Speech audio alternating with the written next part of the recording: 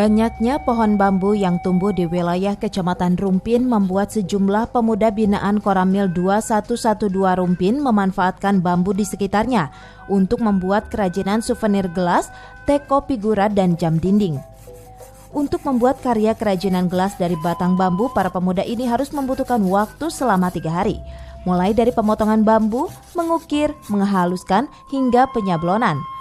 Sementara untuk kreativitas kerajinan gelas yang dipesan oleh konsumen melalui online ini dijual dengan harga terjangkau, mulai dari puluhan ribu hingga ratusan ribu rupiah. Wahyu Hidayat, pemuda asal Rumpin ini mengaku ide memanfaatkan hasil tumbuhan batang bambu yang sudah lama ditekuninya ini, meski banyak pesanan, hasil karyanya belum bisa mencukupi karena masih terkendala dengan permodalan yang ada.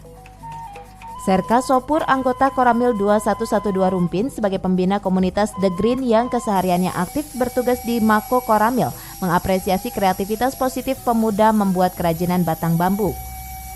Selain untuk mengurangi angka pengangguran, hasil karya kerajinan batang bambu oleh para pemuda ini juga bisa menjadi potensi di wilayahnya. Ini paling 3 hari langsung jadi, alhamdulillah.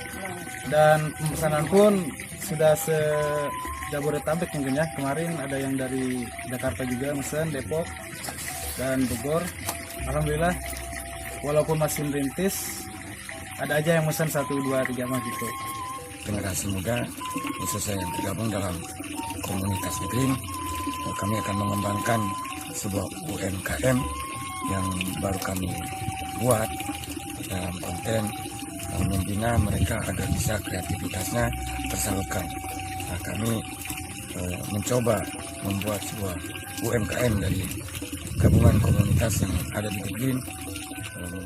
Untuk mendapatkan orderan yang lebih banyak, para pemuda berharap adanya bantuan permodalan dari pemerintah setempat. Dari Rumpin, Kabupaten Bogor, Suhanda Abrizi melaporkan.